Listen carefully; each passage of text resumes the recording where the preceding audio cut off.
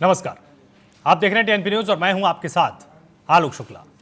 देश के 4 राज्यों और 1 केंद्र शासित प्रदेश में चुनावी बिगुल बज चुका है।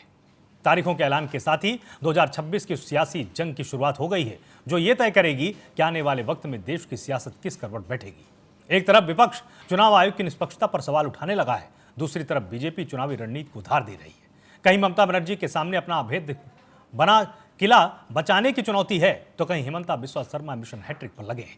केरल में लाल सलाम की सरकार से लेकर तमिलनाडु के द्रविड़ दुर्ग और देश की सबसे छोटी विधानसभा वाला पुडुचेरी में आखिर किसका पलड़ा भारी है, आज हम इसी मुद्दे पर चर्चा करेंगे। लेकिन पहले पेश है ये खास रिपोर्ट।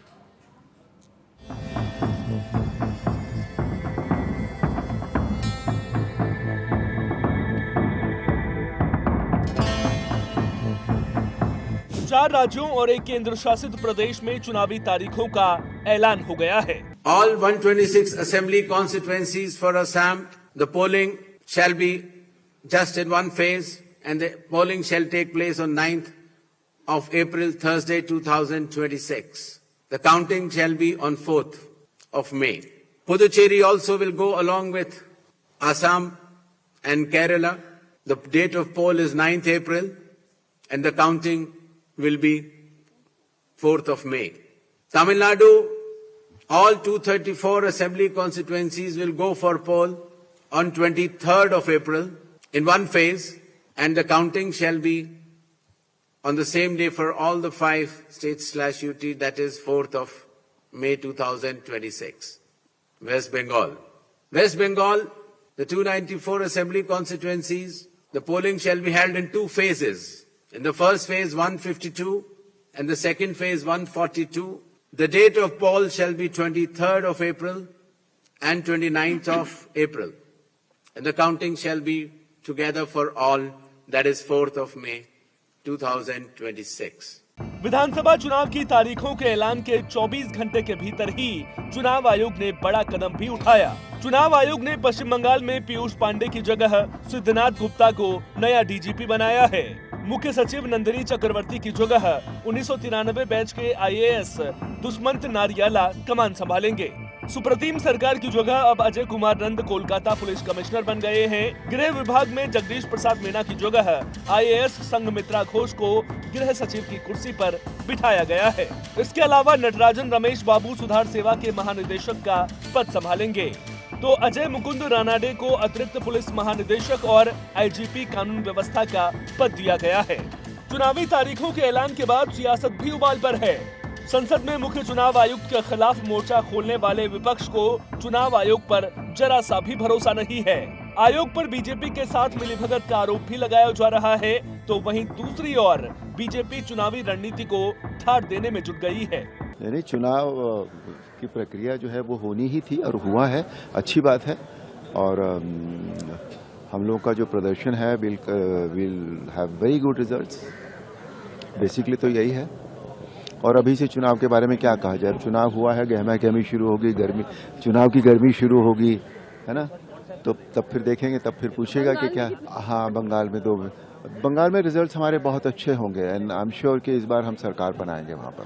डेफिनेटली जीतेंगे और सब जो है सारे कार्यकर्ता बहुत जोश से अब इस काम में लग चुके हैं और हर जगह जो है वो बीजेपी का परचम लहराएंगे। कि इलेक्शन कमीशन एक ऑटोनमस बॉडी है और वो अपने ऑब्जर्वेशन, अपनी जो भी उनकी एक पॉलिसी होती है उसके तहत काम करते हैं, तो वो तो उनका प्रोग्रेटिव है। लेकिन बंगाल में इलेक्शन डिक्लेयर हो गया, इसकी बहुत खुशी की बात है कि जल्दी हम चुनाव को निपटकर और बंगाल फिर से तरक्की के रास्ते पर भारतीय जनता पार्टी के साथ बढ़ेगा।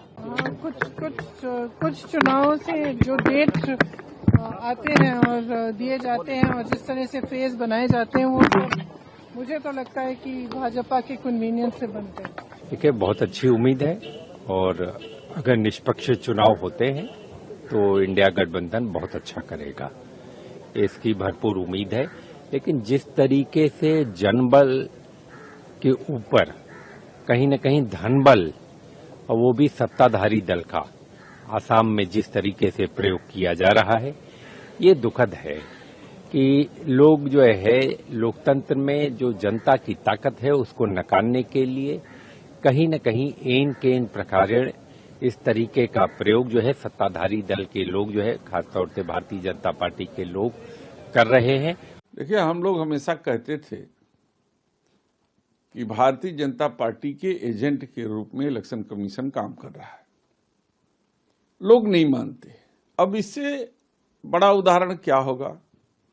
इलेक्शन कमीशन जहां भारतीय जनता पार्टी को सूट कर रहा है वहां के बाई इलेक्शन को तो डिक्लेयर कर दिया, लेकिन जहां भारतीय जनता जान रही है कि उसकी कलई खुल जाएगी वहां का बाई इलेक्शन डिक्लेयर नहीं किया, जबकि सीटें खाली हैं। बता दें कि जिन 4 राज्यों और यूटी में चुनाव होने हैं वहां लड़ाई दिलचस्प नजर आ रही है। बात पश्चिम बंगाल की करें तो ये दीदी का अभेद्य किला है। ममता बनर्जी इतिहास रचने की दहलीज पर खड़ी हैं और 14 सालों से बीजेपी के हर चक्रव्यूह को अकेले दम पर ध्वस्त कर रही हैं। सवाल बड़ा है कि क्या ममता बनर्जी चौथी बार सीएम बनकर नया इतिहास लिखेंगी या फिर बीजेपी बंगाल की धरती को अपनी विजय की लहर में समेट लेगा। यकीन मानिए, पश्चिम बंगाल में जंग सिर्फ सत्ता की नहीं बल्कि साख की भी है। वहीं तमिलनाडु द्रविड़ राजनीति की दोधारी तलवार पर खड़ा है। बीजेपी कांग्रेस के लिए 60 सालों का सूखा है और यहाँ सियासत आज भी डीएमके और एआईएडीएमके के इर्द गिर्द घूमती है। एक और एमके स्टालिन का अवैध गठबंधन है तो दूसरी ओर अपनी जमीन तलाश रही बीजेपी। सवाल बड़ा है कि क्या द्रविड़ दुर्ग को कोई भेद पाएगा या इतिहास खुद को दोहराएगा। केरल की बात करें तो ये देश का इकलौता ऐसा राज्य है जहां लाल सलाम की गूंज बरकरार है। यूं तो यहां हर 5 साल में सरकार बदलने की परंपरा थी, लेकिन लेफ्ट ने साल 2021 में इस परंपरा को तोड़ दिया था। हालांकि अब समीकरण बदल भी रहे हैं। त्रिशूर लोकसभा सीट पर जीत और फिर तिरुवनंतपुरम नगर निगम में जीत बीजेपी के बढ़ते कदमों का संदेश है, जिसने कांग्रेस और वामपंथियों की नींद उड़ा दी है। सवाल बड़ा है कि क्या इस बार केरल में कमल खिलेगा। वहीं असम में हिमंता बिस्वा शर्मा हैट्रिक वाले मिशन पर हैं। बीजेपी 2 जीत के बाद हैट्रिक लगाने के लिए बेताब है, तो दूसरी ओर कांग्रेस पार्टी ने 8 पार्टियों के साथ मिलकर बीजेपी के मिशन को नाकाम करने की पूरी तैयारी कर ली है। अब असम में हिमंता का जादू चलेगा या फिर कांग्रेस का हाथ सत्ता की चाबी छीन लेगा, इसका पता तो 4 मई को ही चल पाएगा। पुडुचेरी की बात करें तो ये देश की सबसे छोटी विधानसभा जरूर है, लेकिन यहाँ फाइट बहुत टाइट नजर आ रही है। एक और कांग्रेस 2021 की हार का बदला लेने के लिए छटपटा रही है, तो दूसरी ओर रंगास्वामी और बीजेपी का गठबंधन सत्ता बचाने के लिए मैदान में है। कहीं हैट्रिक लगाने की तैयारी है तो कहीं इतिहास रचने की जिद, कहीं दुर्ग बचाने की जंग है तो कहीं नए किले फतह करने का जुनून। इन सब के बीच चुनाव आयोग भी विपक्ष के निशाने पर है।